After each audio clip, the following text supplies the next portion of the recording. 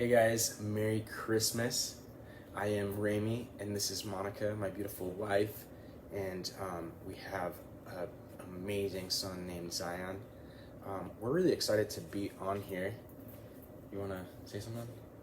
Say hi? Hi, I'm Monica. Sorry, we're talking about family dysfunction today and how to work through it, and we just had to work through disconnection. So we're getting back on the same page, and just so excited to bring you guys into a process that will liberate you in your relationships with those who are closest to you, because that can be the hardest at times.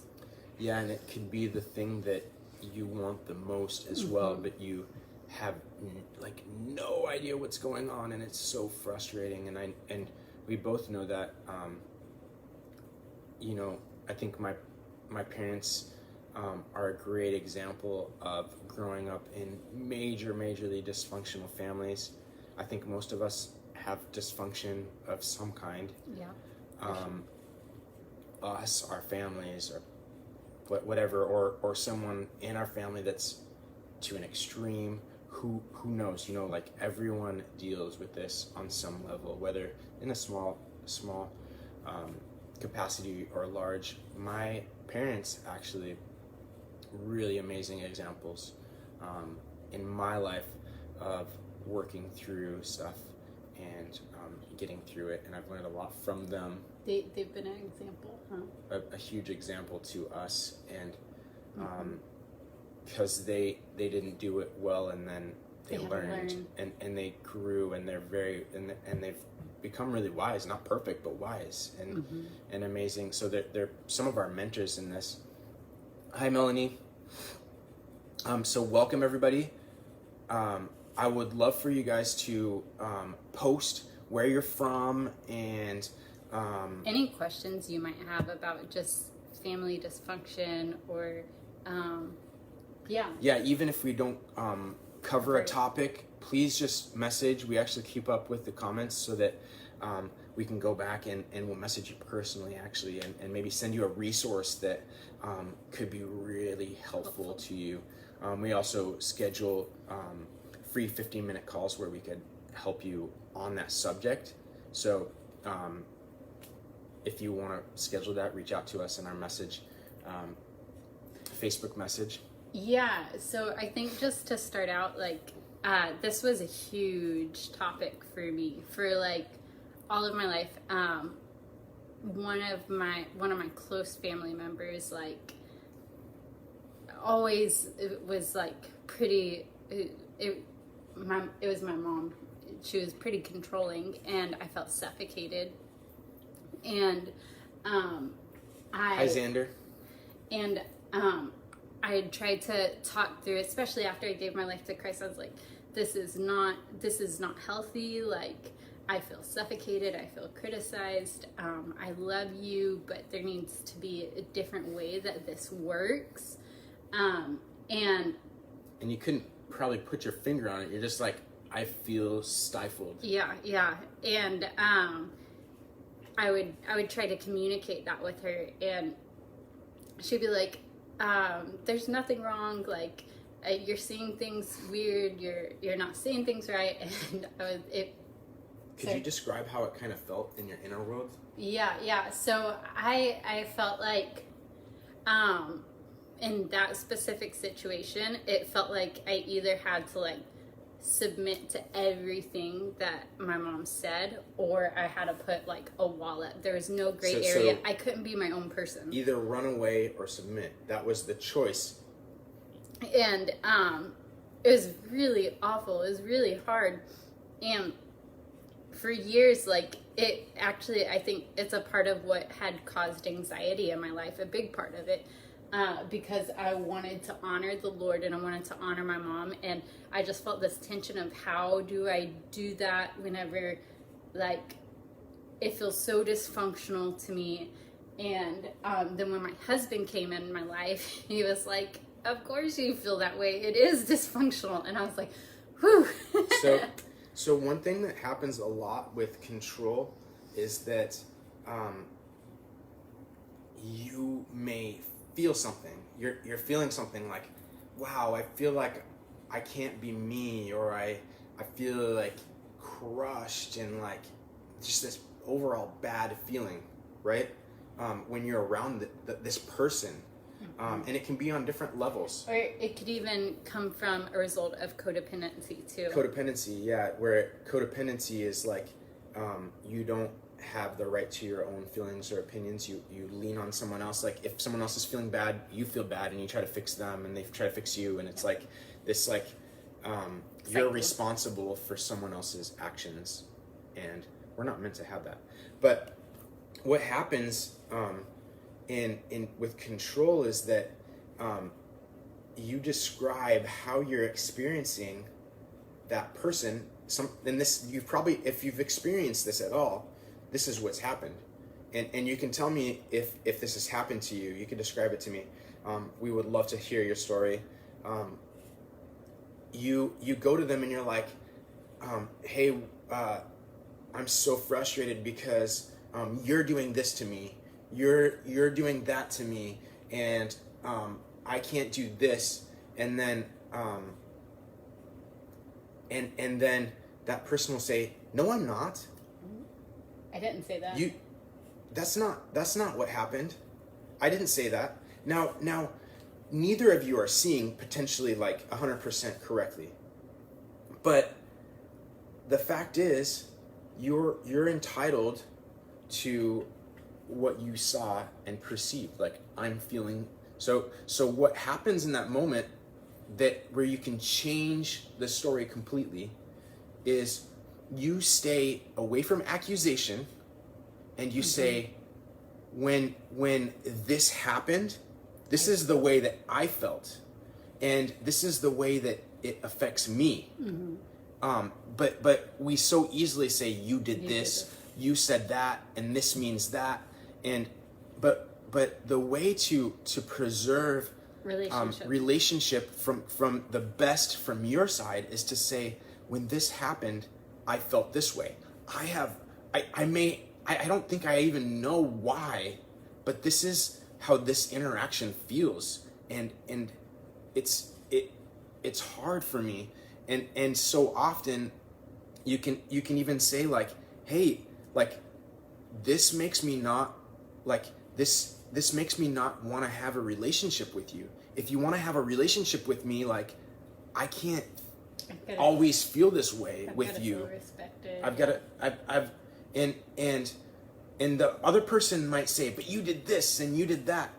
But if you can stay away from you did this and stay with I feel this way when this happens, and this is what I perceive, and then sometimes you have to say, hey, if this conversation continues the way it is, I'm gonna have to move, because we were talking about this earlier in the car. The condition for relationship is not agreement. Relationship centers around connection. So a goal in a relationship is to connect. And so often we center, or we like say the condition of our relationship is that we agree. Yeah. See, that's not love, that's control. People don't have to agree with you to be your friend. But to be a friend, connection is essential. Otherwise, you become a slave, or you become what else? Like you become, I don't know. Something I'm thinking of is that like whenever you start partnering with things like accusation or I'm just gonna say accusation to start out with. You're shutting down relationship. You're shutting out connection. But whenever you're communicating in a way that said like, whenever you did this, I felt this way, and it felt really hard, it was hurtful, that actually opens up a space for connection, and you're inviting a person, and you're being vulnerable at that point. You're inviting someone in to have a conversation with you. Sometimes it's almost impossible to not be triggered in a moment, to where you start like defensiveness. And I would say it's totally appropriate in that moment to tell the person, hey, I'm getting really frustrated. I'm gonna say things I regret. Let's So not have this conversation right now. I need like I know you may want to resolve this, but I need to leave because I'm gonna say things that I'm gonna regret, and I know it's hard for me to leave right now because you want resolution, but I can't do this right now. I want to, for my own heart's sake, I need to go, and maybe we can come back to this. When we're both clear-headed. Man, and that makes a huge difference because if you feel stuck, that person might tell you, no, you need to deal with it now and you better not leave or else. But here's the thing is you have your own heart to take care of. So that's your responsibility. Mm-hmm. Your responsibility isn't to solve someone else's problems. So that leads into codependency. Control and codependency come hand in hand. Yeah, and I think something that in like a husband and wife relationship that this can produce is like oftentimes if the wife is codependent or controlling, it'll produce passivity in the husband. And then it's this cycle of butting heads and essentially like the woman trying to dominate and the husband just shutting down because he feels controlled. This is really, really common pattern in relationships in general. I would say in America, I think in relationships in general, the woman tends to control and the man tends to shut down. But even moving on from that, like men can be really controlling too. I don't know if there's actually, to be honest, I don't know if that's there can be a generalization now that I think about it, because men use power and force to assert. Anyways, there's no generality. The ultimate thing is that you hear each other and that you're not responsible. Like if you're doing the best you can to be at peace with that person in the relationship, you're doing your job great. You aren't responsible for their reaction, for their response, for their change. Like you can't control whether they decide to change or repent or whatever that might be.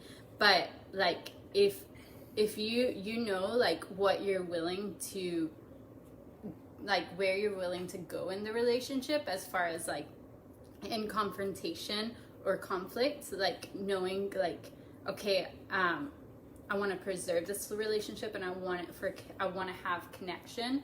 So I'm going to bow out of this conversation at the moment. Yeah, Melanie, that's huge. Yeah. And control comes from fear. So does codependency. Right. Yeah. So if you leave this conversation with one thing, I want you to leave with this understanding. Relationship is the goal for all relationship is connection. Not agreement. So here's something that I like to think about. What are words and actions that draw someone closer, and what are words and actions that put walls up? Start noticing throughout your day. So I want you guys to maybe anybody who really wants to, you could say yes. Do this for me. This week, start noticing in your conversations, your friendships, your relationships, your close ones. What are words and actions that I'm doing that put up walls? And what are words and actions that draw someone closer? It's scary. So this is the thing. Not everyone is worthy of you drawing them near. At some point, this naturally happens if you're a healthy person, because I've actually laid that line with some people. Hey, my desire, this is why I'm willing to have this conversation with you, is my desire is to pull you close. I want you to be in relationship. Sometimes you have to set a condition. You have to say, hey, if if this relationship continues as it is, it can't be it's not a relationship. So my goal for us, and I'm going to press through, I'm going to fight for relationship with you because I care about you. But it's not a relationship if it continues to happen, if this and this keep on happening. So it can kind of set an ultimatum. It may be a little bit different with the spouse. I mean, maybe not actually, but well, when we've had confrontation, Rainey's been the one to like really teach me this so well through marriage. I wasn't necessarily taught it. Like my parents didn't necessarily teach me these skills, and I was taught because my parents had to learn. Yeah. And so Rainey will just what were we talking about? I love confrontation, connection. Yeah. Oh, and a husband and wife dynamic. Yeah. Right. He'll be like, okay, in this moment, and I've done this too. Like, I can't have this confrontation at the moment. Let's take some space and come back to it later, whenever we're both a little bit less emotionally involved. But he, like, in the middle of that, he'll really honor like me if we're in a triggered moment of like just suddenly feeling like you're 12 years old, you know? Yeah, something you can do that really can help in a moment is to really love the person, and when they're triggered, is to say, I see that, like, what I'm sensing is that you're feeling really afraid.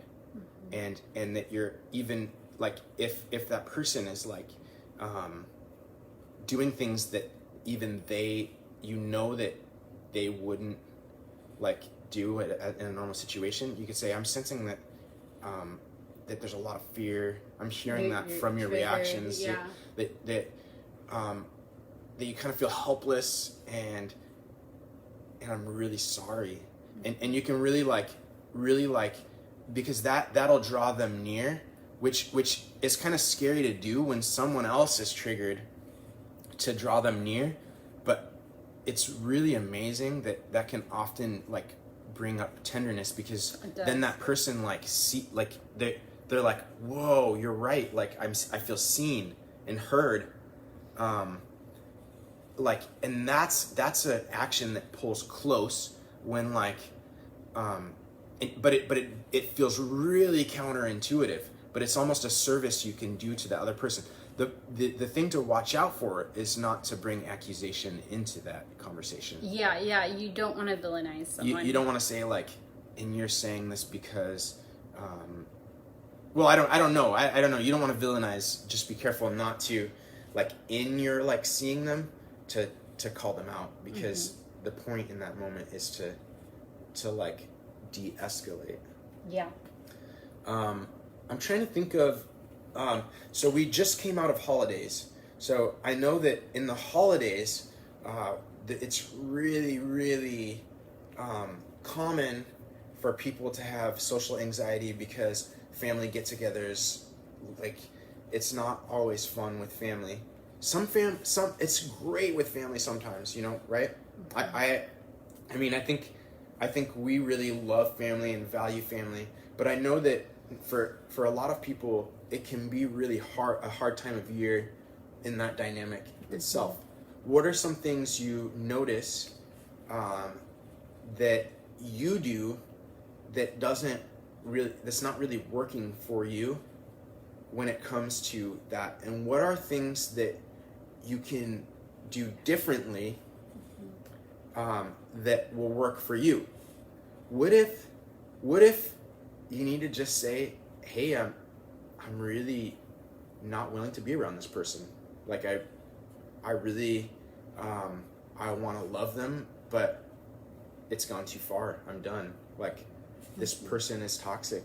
And you know, I want to suggest those things, because people naturally, when you're healthy and care about yourself, like, you not care about yourself, you value yourself, then people are naturally gonna start leaving your life because boundaries, right? Right. Yeah. Because you set healthy boundaries so that because God made you, and it doesn't mean that we need to take every unhealthy person out of our life, but it means that we've got to know where they belong. Yeah. Who are your closest people? Like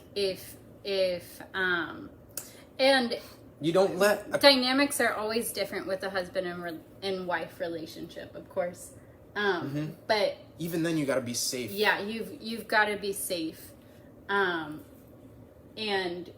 like if you have like on my end a controlling parent and you're an adult, then it's like, okay, I love and I want to be around this person, but I'm not gonna be calling them every time I need help, or I'm not gonna, you're beginning to put boundaries. We did that in our life, and it really transformed relationships. Right. Yeah, and it's really caused a more healthy dynamic, because not only do we feel free, and it's still hard, but I believe that family members are starting to realize, okay, like if I don't change, then I won't have relationship, because it's just natural, right?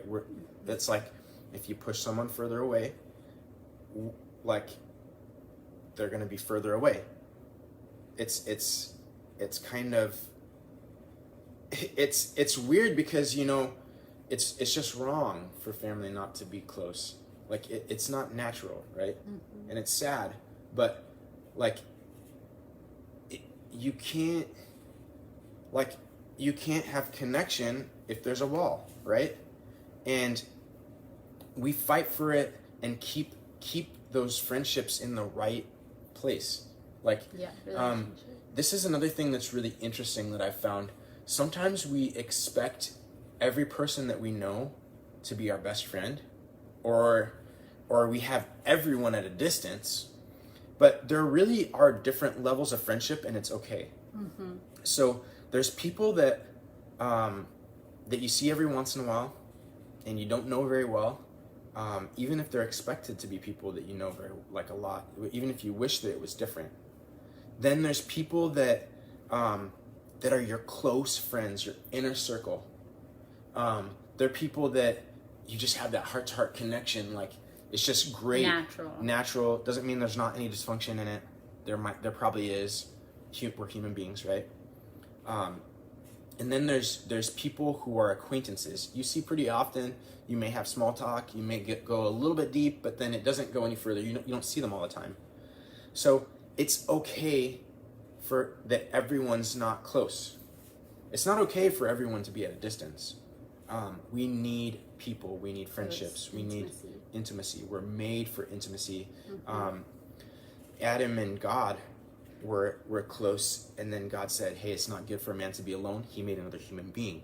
And then he made another human being that could procreate other human beings. So we're meant to love and be close and have healthy relationship. Hey, David, how's it going? So please feel free to Facebook message us. Also, feel free to comment down below. We love to have these conversations, and we love you guys. Mm-hmm. And if you have a specific situation that you're struggling to work through, just reach out to us. We'd love to talk with you about it. Yeah. And if you want to jump on a free call with us, just mention that in your Facebook message. We would love to jump on a free call with you and go from there. So we love you guys. We're really excited to make this, we could talk about this forever. There's so many stories, but it causes so much freedom, and we're so excited for you guys. Mm-hmm. And Merry Christmas and Happy New Year. All right. Yeah. You good? Yep. We'll see you next time.